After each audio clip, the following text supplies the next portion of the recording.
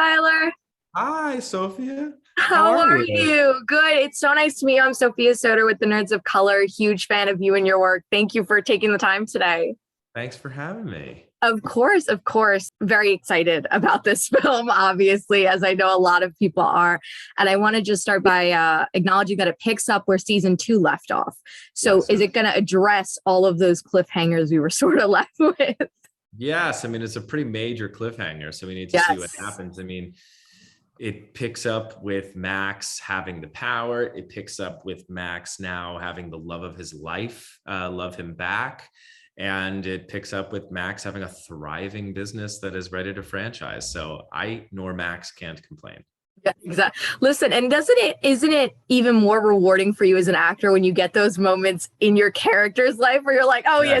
he has this, like checking off all the boxes, and you get to play with that, because it's one thing to play with the struggle or to play with the, anything, but when you're just happy and living your life as as the character's happiness, I imagine that has to be fun after playing him.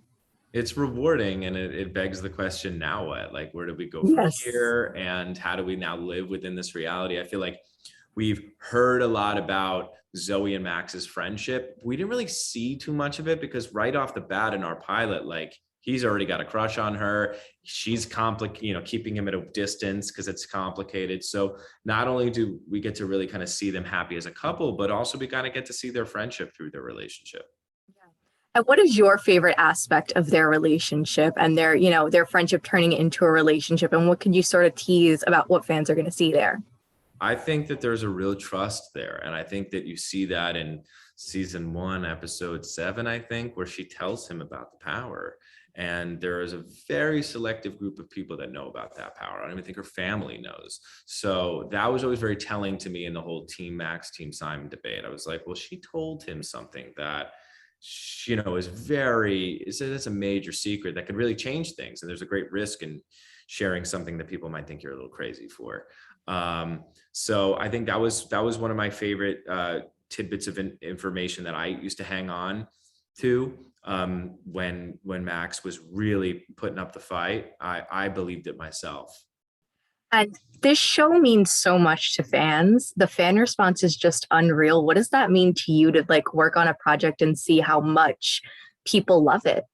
It honestly means everything. It like supersedes any other kind of success that we could have, multiple seasons and things like that. And you get to see that fan support took on a life of its own in the creation of this movie and in the Roku channel of it all, coming in and being the heroes, because we're nothing without our audience. And Yeah. I think that we were there for our audience in a very difficult time. I think a lot of people use this show as an exercise in carrying on from grief, in escapism during the brutal pandemic. And I really felt that the audience was slighted in the early cancellation of the show because, and it stinks for the cast and the crew and the creators, of course, but I really felt for the fans because not only, did we have so many more stories to tell, but we also left them on a humongous cliffhanger. Like, really unfair. Yeah. Yeah, that's one of the worst feelings as a fan is when you feel like you're losing it when you're just getting started with telling those stories.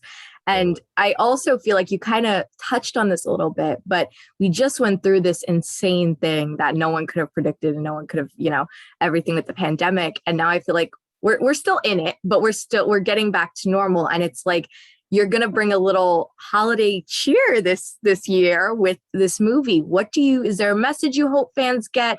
Is there maybe any sort of feeling you hope to give them? Anything like that? And new viewers as well, because I feel like you could just sit the whole family down and enjoy it together.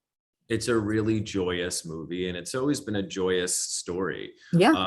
And I think that something for new fans of our show or new eyeballs that we now have through the Roku channel is the fact that, like, this is a show that sneaks up on you in quite an emotional way from our pilot. Like, I remember it was an interesting when our first trailer came out for the series. It was like it showed a lot of the musical aspects and the comedic points, but then when like you find yourself weeping at the end of the pilot or in episode 8 or in our finale and going like, what the heck is going on? Like I didn't expect this, while still being true to its story, still being true to our unique genre that we're in. It really makes our show special. And I think that audiences really saw that. And for new audiences, all I'd say is that now you guys have the luxury of binging our show. We used to be a weekly show on NBC, and now there are all 25 of our episodes, both seasons are available for free on the Roku channel. And you don't have to watch our show to understand the movie, because we do a pretty good job at recapping what the series was. But if you have the time, I highly recommend just going through it and then catching up just in time for the holiday movie.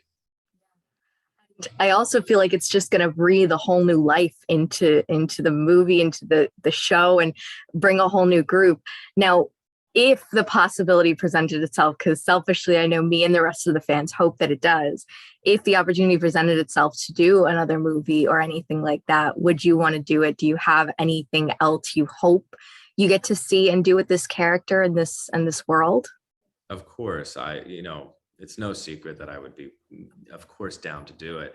And there's endless stories to tell. I mean, there's endless songs to sing. So that's always a huge, motivator for me. But yeah, I mean, to watch these characters that we've come to know grow and change and shape their futures. There's so many stories to tell. I know Astin is a well for that kind of material.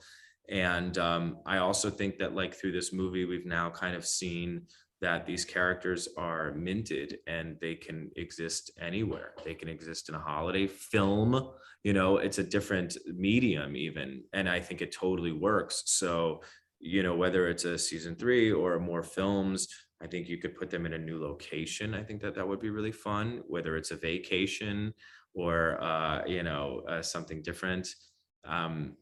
I think that let's just see how this plays out. But and if this is truly the end, I'm so grateful for the experience, the cast, the crew, the team, but also grateful for the fans and the Roku channel for allowing us to be able to revisit these characters once more. It was really nice to see that announcement when it came out, definitely. And I have to imagine, there were so many fun memories. You guys look like such a fun cast filming the first few seasons. Was there a moment that maybe stuck out to you while filming this movie that you kind of just look back and you're like, wow, that was a really special moment? I'm sure there was a lot, but was there one that kind of sticks out to you at all? Every day. Every single day we were going, I can't believe we get to do this. I can't believe I'm putting on these same jeans that have been fitted to my body a year ago. But ones that stick out, specific song that Max hears on Christmas Day that has an emotional weight to it. That was really special and powerful. There's also a really great moment that Mary Steenburgen gets to sing that my character gets to see earlier in the movie, and it's just a really joyous moment for Maggie. And I really enjoyed not only seeing Mary perform that, but as a character, I really liked seeing Maggie sing an uplifting song that wasn't weighted in grief and sadness, because Lord knows she's a master at that. But it was good to see her in a new light. Yeah, I love that. And lastly, I want to ask you a fun question as well. You are so talented in the music department, by the way. I just love every time you do a new project and getting to hear you sing and everything. But I want to ask you, what's on your Christmas playlist this year? Well, Mariah Carey always makes her way. Of course. Lift it off. I don't know. Is there any new? NSYNC Christmas is a classic. Clarkson has a Christmas album coming out. So I'll maybe listening to that. Yeah, she's fantastic. Yeah, I mean, and I gotta like rep the Jews and say that I'll be playing some dreidel. But yeah, that's I mean, it's the hits. Yeah. Every year you got to play the same. Every year. But you get in the I mean, spirit that way. well, and I will say that now there will be new takes. I know there's the most Yes. Beautiful Time of the Year by Alex Newell. There is Jane sings a Christmas song that's really thrilling and fun, and has some great choreography to match. What else do we got? I do sing a Hanukkah song in the movie, so you'll get to see that and hear that. So hopefully we'll have Spotify blasting Yes. our audio as well. Definitely, definitely. Thank you so much for taking the time, and huge congrats again. I can't wait to see the film and see everyone's reaction to it. Thank you so much. Thank you. Have a great rest of your day. Stay safe. Happy holidays. Okay, you too. Bye.